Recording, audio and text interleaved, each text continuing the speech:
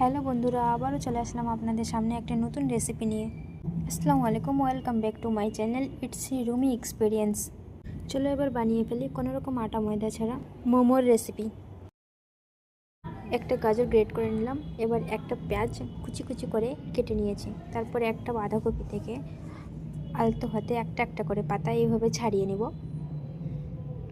তারপর বাঁধাকপির পাতার মাঝখানের যে শক্ত অংশটা সেটা এইভাবে আলতো হাতে কেটে নিতে হবে।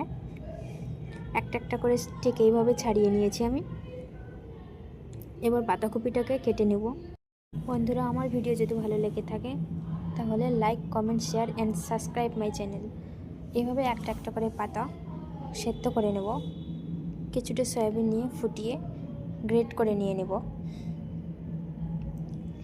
একটা কড়াইতে হালকা তেল দিয়ে কিছুটা জিরা ফোড়ন দেব। তারপরে বাঁধাকপিটা দিয়ে হালকা হাতে নাড়িয়ে চাড়িয়ে নেব। তারপরে একটা পেঁয়াজ কুচি দিয়ে দেব। পেঁয়াজ কুচি দেওয়ার পরে একটা লঙ্কা কুচি, একটু লবণ, একটু হলুদ দিয়ে নাড়িয়ে চাড়িয়ে নিয়ে নেব। গ্রেট করা সয়াবিন দিয়ে নাড়াবো।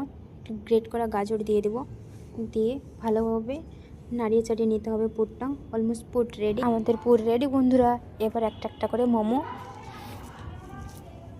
বানিয়ে নেব। ঠিক এইভাবে বানিয়ে নিতে হবে বন্ধুরা, দেখে নিন।